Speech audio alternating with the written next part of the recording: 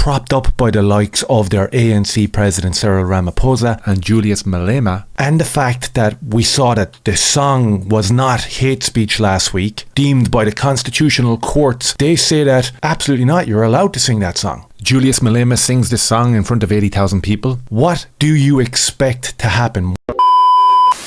Yeah, so it's been a very interesting weekend in terms of the veil falling on the likes of Cyril Ramaphosa and absolute and utter vile shills over on the platform of X. These people's doctrine is only tribalism. It's only looking after their own people. This Khaleesi chick going after the Afrikaners, going after Conor McGregor. Absolutely vile. We'll have a look at all of that. Before we do, if you could do me a favour and hit subscribe, I'd really appreciate that. People have been subscribing and watching the content, which has helped me to get the message out there, so I really do appreciate that. Cheers. South African President Cyril Ramaphosa saying that he must start confiscating land without paying compensation. Now, of course, we know that the expropriation of land without compensation did occur back in January, and we'll have actually a little look at that. Reading this article from BBC in January, I highlighted this little bit because I thought it was important before we watched the video. The new law allows expropriation without compensation only in circumstances where it is just and equitable and in the public's interest to do so. This includes if a property is not being used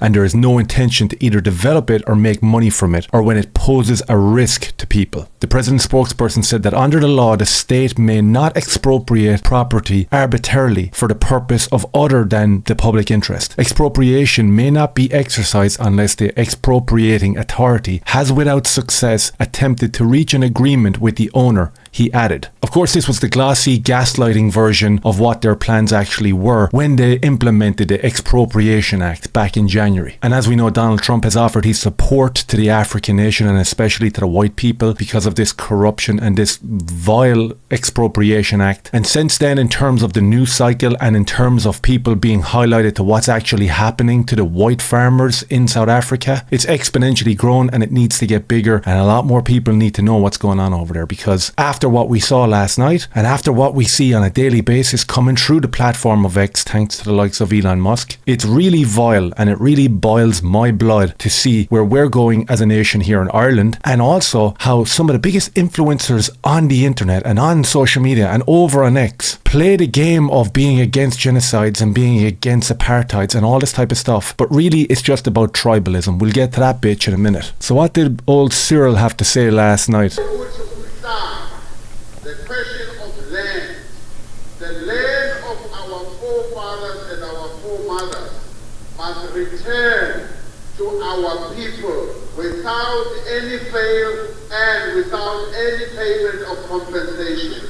And it must happen now. So there you have it, the question of land. It must return to our forefathers, he says last night, without any compensation. It must be taken for free and it must be done now. I could fill up a live stream just covering stories and videos coming out of South Africa of these vile, disgusting acts that are happening on a daily basis to the white farmers, that is perpetrated by these black savages, propped up by the likes of their ANC President Cyril Ramaphosa and Julius Malema, and the fact that we saw that the song was not hate speech last week, deemed by the constitutional courts. They say that absolutely not, you're allowed to sing that song. Julius Malema sings this song in front of 80,000 people. What do you expect to happen? What is so crazy about this is how the international community looks upon it, and they look upon it with that lens of, oh, this is multiculturalism, this is perfect, this is democracy, we're sharing this to the world, look at how great we are. They don't care what happens to the white farmers. Do you understand? This is about tribalism. I know that there's prominent people within the movement and getting the message out there about what's happening over in South Africa, about the corruption within the government, and about what's happening to the white farmers. But of course, diplomacy has to be at the forefront of this, because there's no other way to find balance in the political sphere. And I see that here in Ireland as well. Hundreds and thousands of Muslim men arrive into Ireland daily. And any sort of opposition within the political sphere can't actually say it for what it is. They have to introduce diplomacy into it. It has to be, listen, this is not about racism. This is not about us versus them. This is about legal balances and how we can get them to come through legal avenues the right way. And this is about illegal immigrants. That's what we've seen in America. Trump has run his campaign on removing illegal immigrants out of the country. That is not the problem. It's part of the problem. The problem is tribalism. The problem is acclamation. The problem is two different races of people that don't coincide and don't want to coincide, and people are frightened to say that out loud. So you will see prominent people within the movement of Ireland that push back against what the government are doing, and you'll see prominent people in South Africa that push back against what the government are doing, but never actually saying what it is. They hate us. Is there a better way to say it? It doesn't matter how democratic you want to be and how you want to talk about we can all live together in this egalitarian utopia. Doesn't work. Doesn't work. There's anomalies, of course, and there is good people. En masse doesn't work. This is a numbers game. And right now in South Africa, with the president calling for land to be taken without payment, now it's a numbers game. Before the world's eyes and in broad daylight, the government of South Africa are calling for the eradication of white people. And I don't know how soft your brain has to be as a white person in South Africa or in Ireland or in the UK. I know that there's these far left-leaning lunatics that live in a woke bubble that talk about, what are you talking about? It's absolutely perfect over here. We're living our life. We all get on together. We're all friends. Look at this video of white guys and black guys all going down a slide at a water park. We're all best friends. Ha ha. That ain't it. That's not it. It's not like that in Ireland. It's not like that in the UK. You know why? It doesn't matter how much the whites are indoctrinated to believe in the multicultural idea. Every other ethnicity has been taught and bred to think the opposite of that and to be tribal. Stick to your own group. Protect your own people. Put your own people before everybody else, especially the colonizers. As soon as white people start thinking in them terms and realizing what is happening right on our doorsteps, there will be no pushback, there will be no fight back. South African President Cyril Ramaphosa rejects Trump and Musk's claim of Afrikaner persecution. They're the headlines that go out to the international world. And you know how many soft-brained lunatics actually believe this stuff? You know how many people are picking up newspapers or picking up their phone and reading that shit and going, oh right, yeah, there's no persecution out there. Then they jump over onto social media and start talking shit about Afrikaners or Boers or white people in general. There's no genocide. There's nobody getting attacked. What are you talking about? I'm telling you, your own people are almost your worst enemy because they're so indoctrinated not to want to back their own. They're so indoctrinated to not want to protect their own. They actually hate their own people. There's 90% of Irish people walking around sipping coffees thinking they're living in some multicultural utopia. Isn't it great seeing all these different coloured faces? No, it's not great seeing all these different coloured faces. It's not great at all. Wake up.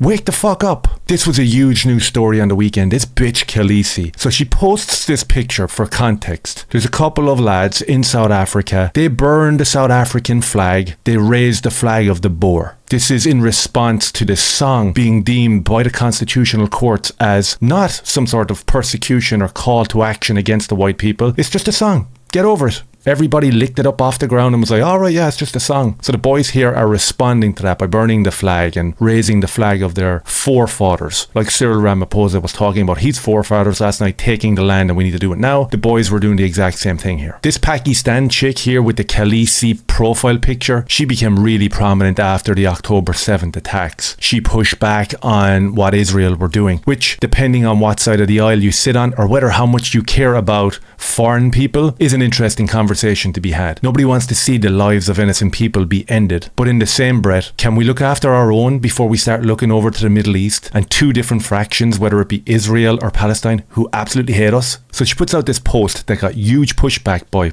the right people. This is what Afrikaners are doing in South Africa. They claim to be victims while burning a South African flag and holding up an apartheid flag. Never forget that Afrikaners led the government to implement racial segregation policies during apartheid.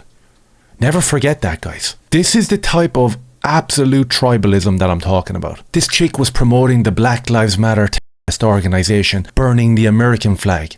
That was freedom of speech, apparently. Just like singing the song is freedom of speech. It only goes one way, guys. When the whites push back, it's not freedom of speech. It's this, look at what they're doing. She got absolutely slammed for this, and rightly so. Shut your mouth. So you can only protect brown people, apparently. Your fight on the internet is only against brown people, against Jewish people who don't consider themselves white either. Why are we getting pulled into this conversation? So if you stick a Free Palestine flag on your profile, you're part of the gang, you're part of the right-wing movement. Sneeko and Khaleesi and Soleimani and all these losers. You remember how all these influencers turned on people when they started talking about protecting white people? All of a sudden all these freaks turned against them. Here we have this same absolute retard going after Conor McGregor. Breaking news, guys. Conor McGregor calls for full support for Israel, urging world leaders to stand firmly with the nation. Only a man accused of that should simp for Israel so hard. So here we have her promoting her rhetoric again. It's all about brown people, and Conor McGregor now is some sort of Jewish shill. Let's get something straight with this Conor McGregor is a Zionist narrative. Getting pictures taken with the vile warmonger Ben Shapiro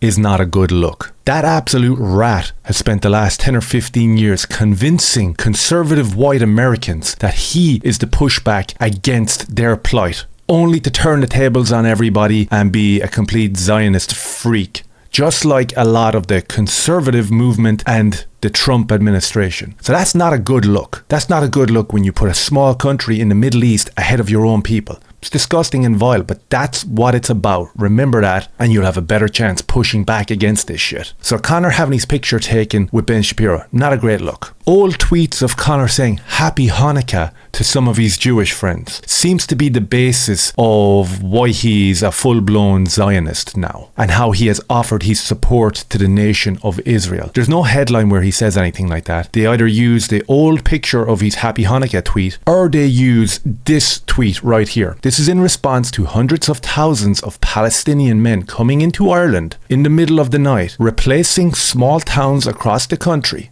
without anyone's consideration. And not only that, the dumb Irish people getting out there sipping their coffee with their small little mustaches, raising the flag of a foreign nation. Do you think that Palestinians give a flying fuck about Irish people? People are so dumb. Conor McGregor says to raise the flag of a terrorist organisation on Irish soil must become a major crime in the eyes of the state. It will not be tolerated nor lauded. Raise the country flag of your own person and of the government buildings. Yes, no problem. Raise the flag of a radicalized terror organisation of the same, big problem. So this is his support of Israel, apparently.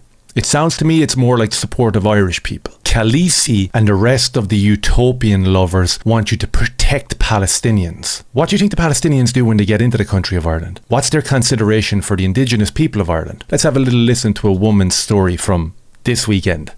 So I'm just here standing waiting for my bus, minding my business, and this dirtbag comes up to me and asks me where I'm from. Told me,